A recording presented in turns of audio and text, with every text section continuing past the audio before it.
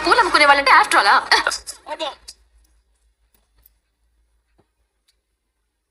మళ్ళీ మా ఆయన గురించి తప్పుగా వాగు.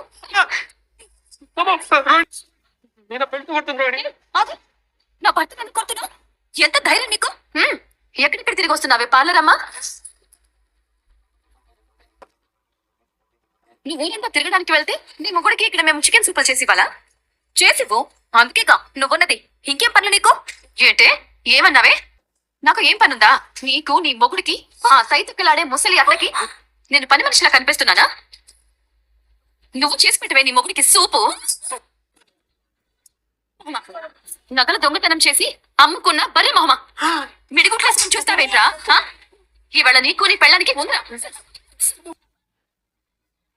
మళ్ళీ ఎప్పుడైనా ఏదైనా చేసి పెట్టమని అడుగుతావా? మా ఆయన్ని తక్కువ చేసి మాట్లాడతారా? అస్సలు మాట్లాడు. నీ మొగుడు కంటే నువ్వే చేస్తావా? చేస్తాను.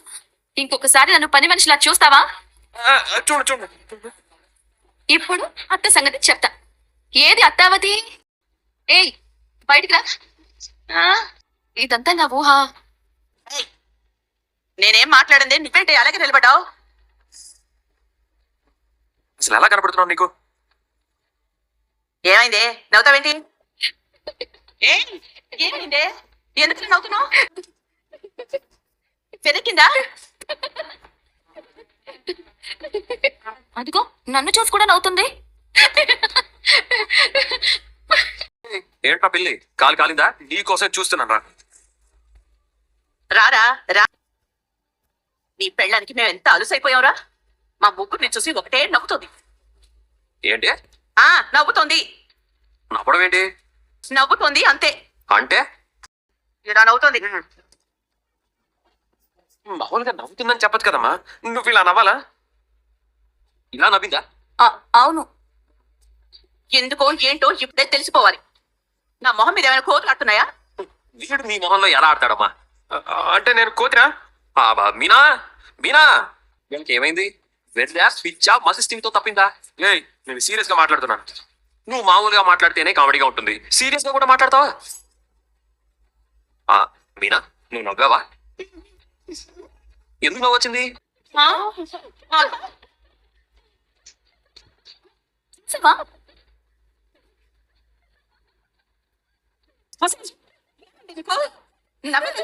నువ్వు ఆగమ్మా. మీనా నీ నవ్వు బాగుంది మీనా. ఇంతలా నువ్వు నవ్వడం నేను ఎప్పుడు చూడలేదు. ఎందుకు నవ్వావో చెప్పు.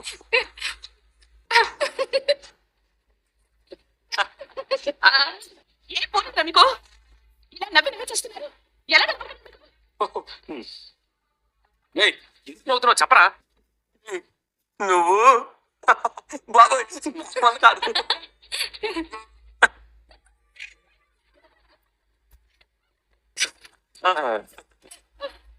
నా కొడుకు వాళ్ళు ఎంత సంతోషంగా నవ్వుకుంటున్నారు ఏంటో చూద్దాం. అందరూ ఇంత సంతోషంగా ఉన్నారు ఏంటి? వీణ్ణి వీణ్ణి చెవుల్లో నుంచి రక్తాలు కారుతున్నాయా? లేదు కదా. ఏంటో ఇది? నవ్వడం ఒక భోగం, నవ్వించడం ఒక యోగం, నవ్వలేకపోవడం ఒక రోగం. మీనా నవ్వులతో చంపేస్తుంది, పువ్వులతో చంపేస్తుంది. నోరు జారిన వాళ్ళని కొట్టకుండా తిట్టకుండా నవ్వి నవ్వి నవ్వి నవ్వులతో కుళ్ళుకునేలా చేసి ఉడుక్కునేలా చేసి ఆఖరికి ఏడు మొహాలు పెట్టేలా చేసింది. నువ్వు ఆపవే. ఏంటిదంతా? నవ్వడం ఒక భోగమే కదా. నా కడుపు మండిపోతుంది. నా ఫుల్ మండిపోతుంది. నా మనసు మండిపోతుంది. బెల్ట్ వల్ల. ఏంటా ఇది? ఏమైంది? ఏమండి ముందుది చిరునవ్వుతో మొదలు పెట్టింది, తర్వాత ముసుగుసుగా నవ్వుతుంది,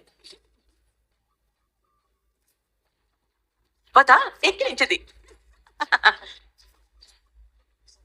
తర్వాత నిఖిలిగా నవ్వింది,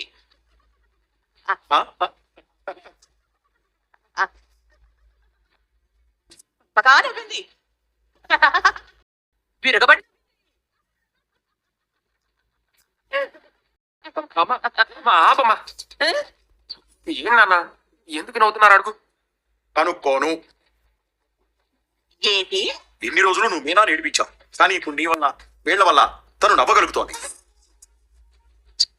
నేను అడగాను. నవ్వుకోండి. ఏమండి టీ తీసుకోండి.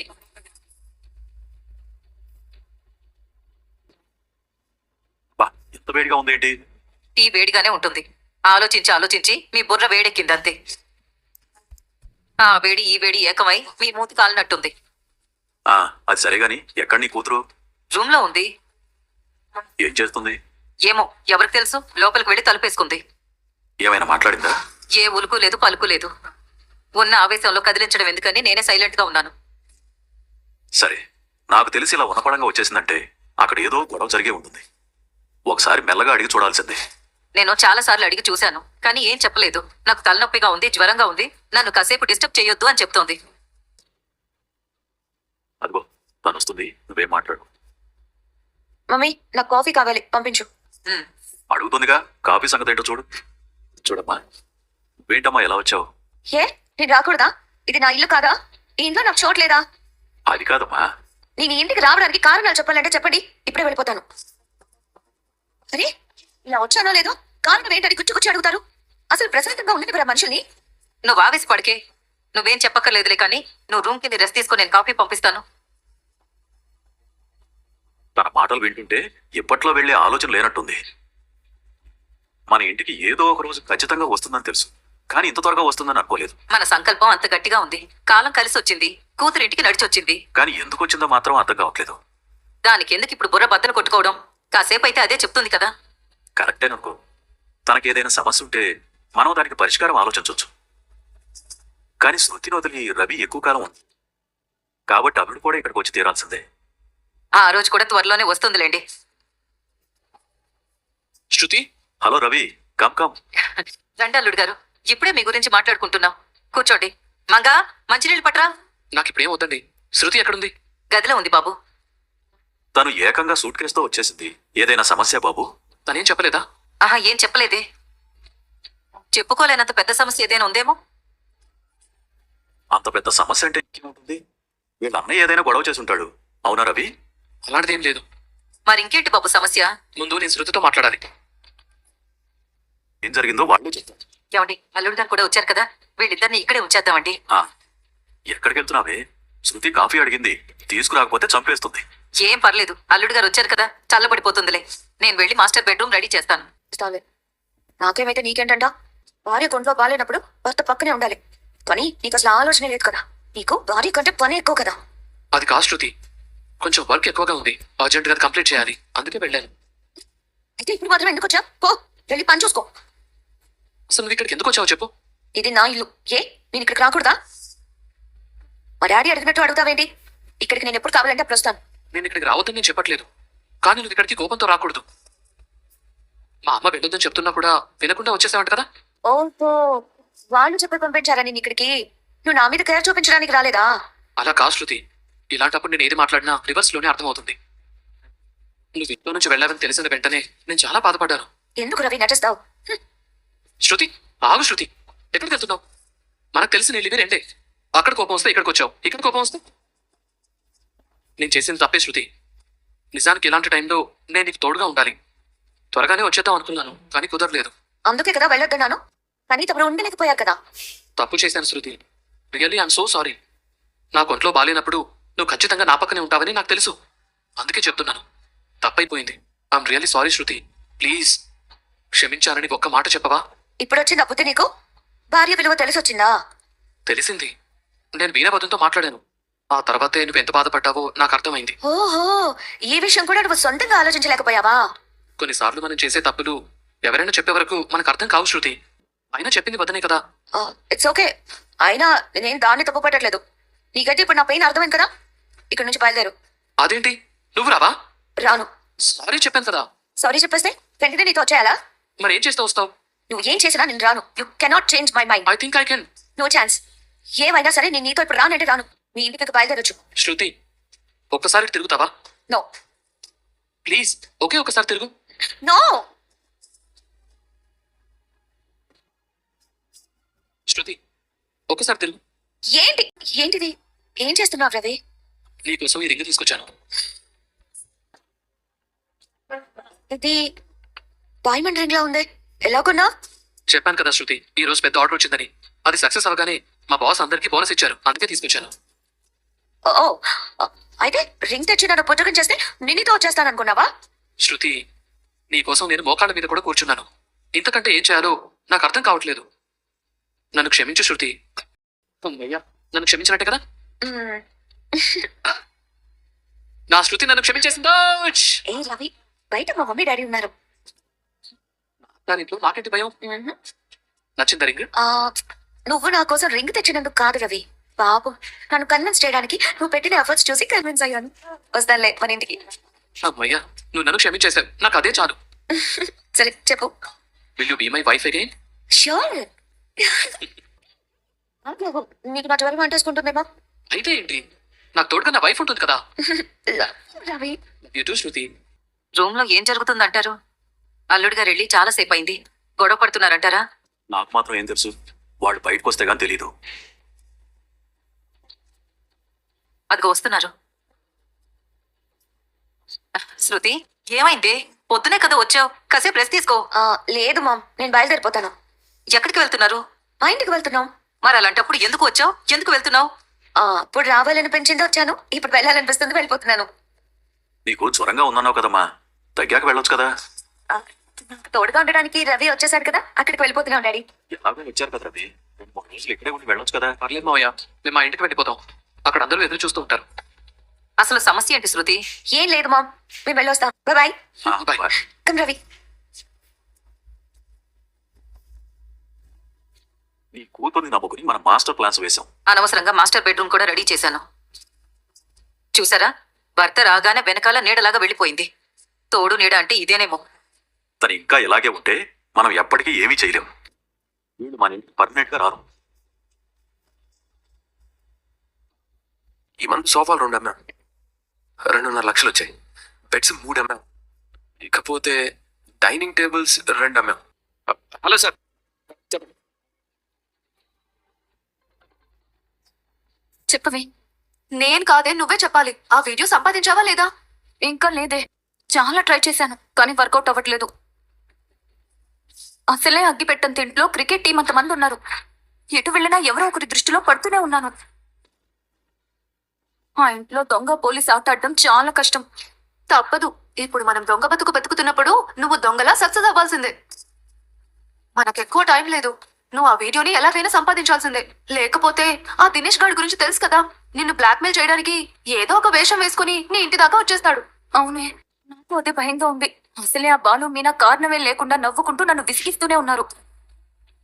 ఇప్పుడు ఈ వీడియో బయటపడిందంటే ఆ నవ్వులన్నీ ఏడుపులుగా మారిపోతాయి. ఆ రోజు కోసమే నేను ఎదురు చూస్తున్నాను.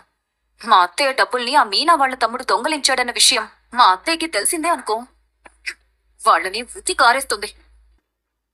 అసలే మీనా అన్నా వాళ్ళ ఫ్యామిలీ అన్నా మా అత్తయ్యకి అస్సలు ఇష్టం ఉండదు. ఇప్పుడు ఈ దొంగతనాన్ని అడ్డం పెట్టుకుని మీనాని బాలుని ఖచ్చితంగా ఇంట్లో నుంచి పంపించేస్తుంది. ఆ తర్వాత నాకు ఆ ఇంట్లో ప్రశాంతత దొరుకుతుంది. నువ్వు బానే ఆలోచిస్తున్నావు, కానీ ఇదంతా జరగాలంటే ముందు ఆ వీడియో మన చేతికి రావాలి కదా. అదెలా చేస్తావు? దాని గురించి ఒక బ్యూటిఫుల్ ఐడియా వేశాను. ఆ ఐడియా ఏంటో చెప్పు. అది బ్యూటిఫుల్ గా ఉందో లేదో నేను చెప్తాను. ఏం లేదే, బాలు మెలకుగా ఉన్నప్పుడు మనం ఖచ్చితంగా ఆ వీడియో తీసుకోలేం. కాబట్టి తను రాత్రి పడుకునేటప్పుడు పాలల్లో విషం కలుపుతావా ఏంటి?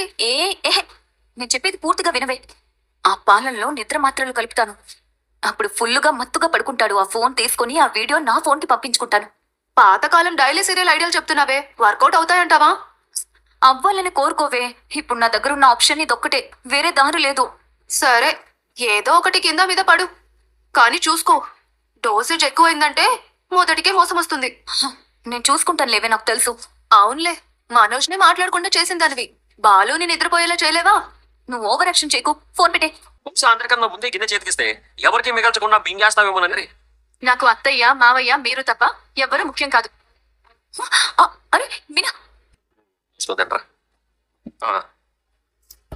అయ్యో ఎక్కువ వేసావమ్మా. ఏ మీనా, వేసావేంటి? మీరు అన్నట్టు మొత్తం మింగేస్తే మిగలకపోతే? రేయ్, మీ ఆవిడ నోరు కంట్రోల్లో పెట్టుకోమని చెప్పు. మా ఆవిడ నీకు చెప్పేది కూడా అదే, నోరు కంట్రోల్లో పెట్టుకో, ఏది పడితే అది మింగవుతాను. ఎక్కువ మాట్లాడుకో. ఎక్కువ మాట్లాడితే ఏం జరుగుతుంది అనేది నీకు తెలియదురా, నాకు మీనాకి మాత్రమే తెలుసు. ఒక కోడలు మాత్రమే నవ్విందా, కొడుకు కూడా నవ్వాడు. అసలు ఎందుకు నవ్వాలి? ఎందుకు నవ్వకూడదు? నవ్వు 4 విధాల చేటు కాబట్టి. ఆడదాని నవ్వు వల్ల యుద్ధాలే జరిగాయి. నోరు వల్ల ఏమీ జరగలేదా నోరావతి? విన్నారా? వాడు నోటికొచ్చినట్టు నోరావతి అంటున్నాడు. ఈ ప్రపంచంలో కార్లకి స్పీడ్ లిమిట్ పెట్టారు కానీ భార్యల నోర్లకి సౌండ్ లిమిట్ పెట్టుంటే ఎంత బాగుండేది కదా నాన్న. అమ్మకి పెట్టుంటే బాగుండేది. ఆ, అదిగో మీరు కూడా నవ్వుతున్నారు. నాకు నవ్వి స్వాతంత్రం లేదా? స్వాతంత్ర్యం మా హక్కు. మీరు తినండి మావయ్య. ఏమండి మీరు తినండి మావయ్య. ఆ, అయ్యో, ఏమండి ఏంటమ్మా రైస్ మరీ ఎక్కువ పెట్టావు? చాలు చాలు చాలు. చిన్నప్పుడు చదువుకున్నట్టు గుర్తు. ఇంటి కలిగితేనే కండ కలదో అని. ఈ కండ కావరమే తగదు అనాలి. ఏమండి తప్పేటట్టు లేదు కదండి. నాకు అలాంటి అవకాశమే ఉందనిపిస్తోంది మీనా. మ్మ్. అయ్యో అయ్యో మళ్ళీ నవ్వుతున్నారు. నువ్వు తినమ్మా. వీళ్ళకి బాగా ఎటకారం అయిపోయింది. భర్త లేనప్పుడు, తండ్రి తర్వాత తండ్రి స్థానంలో ఉన్న మావయ్య గారి ఇంట్లో లేనప్పుడు తమ్ముడి భార్యతో నోటికొచ్చినట్టు మాట్లాడే వాళ్ళని ఏమనాలి మావయ్య? వెధవనాలి. వెధవన్నర వెధవా అనాలి. ఆ అత్త లేనప్పుడు, మామ లేనప్పుడు అత్తైనా ఉంటుంది కదా. దానికేం పుట్టింది? అది కూడా తిట్టిందా? మీరు ఎవరి గురించి మాట్లాడుతున్నారు? నువ్వెవరి గురించి అనుకుంటున్నావు? నేనెవరి పేరు చెప్పలేదే. ఏయ్ నువ్వెవరి గురించి అన్నావు? నువ్వు ఎవరి గురించి చెప్తున్నావు? మీరు ఎవరి గురించి మాట్లాడుతున్నారు? ఇదంతా ఎవరి గురించి? పనికి మళ్ళీ సారీ వదిలే. ఏమండి తప్పేటట్టు లేదండి. నాకు అలాంటి అవసరమే కనిపిస్తోంది మీనా. అయ్యో మళ్ళీ నవ్వారు. సరే నవ్వారు. తిను. నువ్వు నాకు అన్నం ఎక్కువ పెట్టావమ్మా. పర్లేదు మావయ్య, మీరు మెల్లగా తినండి. నిన్ను చూస్తుంటే నాకు మా అమ్మాయి గుర్తొస్తోందమ్మా. ఎక్కువ పెట్టి పర్లేదు మెల్లగా తిను అనేది. టిఫిన్ పెట్టినా మాటల్లో పెట్టి ఒక్కో ఇడ్లీ వేసేది. నాకేమో లెక్క తెలిసేది కాదు. ఏయ్ ఆయన వయసుకు ఎంత తినాలో అంతే తినాలి. ఎంత పడితే అంతే పెట్టు. పెళ్ళై ఇన్నేళ్లైనా మీ అమ్మ నన్ను తక్కువే తినమంటుంది. చూసావా? తిండికి కూడా భార్య హద్దులు పెడుతుంది. నేను కాదు హద్దులు పెట్టేది. షుగరు ఏం తినాలో చెప్పడం కన్నా ఏం తినకూడదో చెప్తుంది. బీపీ ఏం తినకూడదో చెప్తుంది. కొవ్వు ఏం తినకూడదో చెప్తుంది. హద్దుల్లో పెట్టేది భార్య కాదు, బీపీ షుగర్ లాంటి జబ్బులు. మీరు భార్యల మీద పడి తుమ్మితి పోస్తారు. కడుపుని కంట్రోల్లో పెడుతున్నారు కానీ నోరు కంట్రోల్లో పెట్టుకోవట్లేదు. అది నువ్వు చెప్తున్నావా? ఈ ప్రపంచం మొత్తంలో నోరు కంట్రోల్లో ఉండండి బాలుగడికి ఒకటే అని ప్రపంచం మొత్తం తెలుసు. ఏమండి తప్పేటు లేదా? మ్మ్. నుంచి తప్పేటు లేదు అంటున్నావు కానీ తప్పించుకోలేదైతే తప్పేదే ఉంది. అయ్యో, కర్మో. మళ్ళీ నవ్వుతుంది. ఎరా ఎంత ఏంటంటే ముందలా వచ్చేస్తే ఇలాగే ఎవరు తీసుకొస్తారు? ఎప్పుడో అంత తొందరగా వచ్చేసిందే. మీ నాన్న మీ అమ్మని మనసు మార్చి మా అమ్మ మీద కేసు పెట్టించి వరకట్నం కోసం వేధిస్తోందని అరెస్ట్ చేయించి కోర్టు మెట్లు ఎక్కించి. రే ఆపో. ముగ్గురు పెళ్లి చేసుకున్నారు. ఎవరు ఎన్ని లక్షలు కట్నం తీసుకొచ్చారా? నేనైతేనా అడిగానా? రోహిణిని అడిగానా? వాళ్ళ పుట్టింటి నుంచి తెచ్చుకుని వాళ్ళనే బాగుపడమన్నా తప్ప నాకు ఇవ్వలేదని ఏనాడు అడగలేదు. ఊరికి అన్నానులేమ్మా. నువ్వు కట్నం తీసుకోలేదు కానీ పొరపాటున బంగారం పెడితే మాత్రం అవతలి వాళ్ళని గతి లేని వాళ్ళ కింద జమగట్టి మళ్ళీ ఊడ్చి తీసుకుని ఇలాంటి యాదవాళ్ళకి మెంగమని ఇస్తూ ఉంటావు. వీడు నన్ను ఇప్పుడు తిట్టాడా పొగిడాడా? అమ్మా శృతి, ఏంటంకల్? భార్యాభర్తల మధ్య గొడవలు జరిగితే అలిగి అలా పుట్టింటికి వెళ్ళిపోకూడదమ్మా. చుట్టపు చూపుగా శుభకార్యాలకు, పండగలకు, పబ్బాలకు పుట్టింటికి వెళ్ళడం వేరు. భర్తతో గొడవపడి అత్తమామల అనుమతి లేకుండా గడప దాటి ఇంటి కొడలు వెళ్ళకూడదు. భార్యాభర్తలన్నాక గొడవలు రావడం సహజం. దానికే వెళ్ళాలా శృతి? అవును, మాకు అప్పుడప్పుడు గొడవలు వస్తూనే ఉంటాయి. మీకు అప్పుడప్పుడు రావు, ఎప్పుడు వస్తూనే ఉంటాయి. కానీ మేమేమి దూరంగా ఉండడం లేదే. చూడమ్మా డబ్బుడమ్మా, ఇన్ని నేరాలు ఘోరాలు చేసి ఇన్ని మింగిన వీడితోనే మన పార్లదమ్మ ఏనాడు గొడవ పడకుండా కలిసి ఉంటుంది. ఫ్రాడ్ గారితో పోలిస్తే మన రవి గారు 100కి 100 నయం కదా. ఏదో అప్పుడప్పుడు నైట్ వేసుకొని ఉంటాడు. ఏయ్ గొంతు పిసికేస్తా. ఏదో ఒక రోజు నైట్ వేసుకున్నాను. నేను చచ్చేదాకా నువ్వు నాకు నైట్ వేస్తూనే ఉంటావా? నా మాట వినకుండా వెళ్ళడం మంచి పద్ధతేనా? నేనేమి చెప్పకుండా వెళ్ళలేదా ఆంటీ?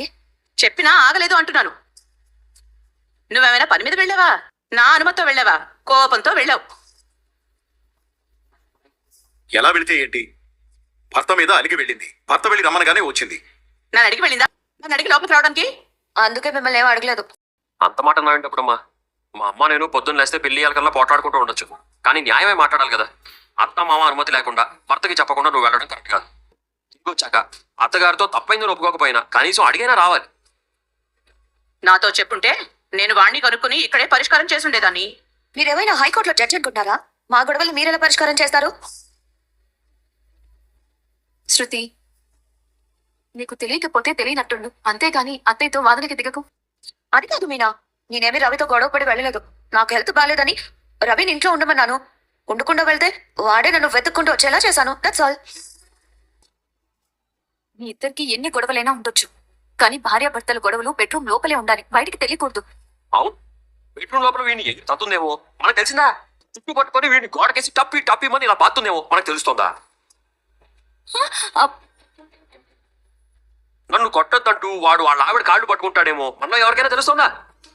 అసలు అంతెందుకు? యాండి, ఇక్కడ భర్త మీదకి చేతులెత్తే భార్యలు ఎవరూ లేరు, కానీ వినేవాళ్లకు లేనిపోని అనుమానాలు వచ్చేలాగా చేయకండి. అమ్మా శృతి, ఏంటి అంకుల్? నిన్ను మీ అమ్మా నాన్న మాకు అప్పగించి ఇక్కడ వదిలిపెట్టే రోజు ఈ ఇంటి యజమానిగా శృతికి ఏ సమస్య రాకుండా చూసుకుంటానని నేను నీకు మాటిచ్చాను. ఇప్పుడు నువ్వు ఇలా వెళ్ళిపోతే ఏం జరిగిందో అని మీ అమ్మా నాన్న కంగారు పడిపోతారు. నేను మాట తప్పానని నా గురించి తప్పుగా అనుకుంటారు కదా. ఆ విషయం మీరు ఆలోచించాల్సిన అవసరం లేదు అంకుల్. ఎందుకంటే ఇది నా ఫ్యామిలీ. నా ఫ్యామిలీ గురించి మా పేరెంట్స్ తక్కువగా అనుకోకూడదు. అందుకే ఇక్కడ జరిగింది ఏదీ చెప్పలేదు. ఆ, కాకపోతే నేను ఎందుకు వచ్చానో ఎందుకు వెళ్తున్నానో అర్థం కాక వాళ్ళు బుర్రలు బద్దలు కొట్టుకుంటూ ఉంటారు. నేను లోపలికి వెళ్ళగానే ఉంటాను అనుకున్నారు. 5 నిమిషాల్లో ఇద్దరం బయటకు వచ్చేసాం. ఉండట్లేదని చెప్పాం. ఇక అది వాళ్లకు జీర్ణమై ఉండకపోవచ్చు. అయినా చిన్న చిన్న విషయాలకే పుట్టింటికి వెళ్ళకూడదు. తను వెళ్తుందా? తను వెళ్ళడానికి పార్లర్ అమ్మకి అమ్మే లేదు కదా. అయినా డబ్బుడం వెళ్ళినట్టు పార్లర్ అమ్మ మలేషియాకి ఎలా వెళ్తుంది పాపం? ఇంకో పాపం వాళ్ళ నాన్న ఇప్పుడు జైల్లో ఉన్నాడు. తను వెళ్ళాలన్నా జైలుకి వెళ్ళాలి. ప్లీజ్ లైక్ చేసి సబ్స్క్రైబ్ చేసి మరీ చూడండి. థ్యాంక్ యూ అండి.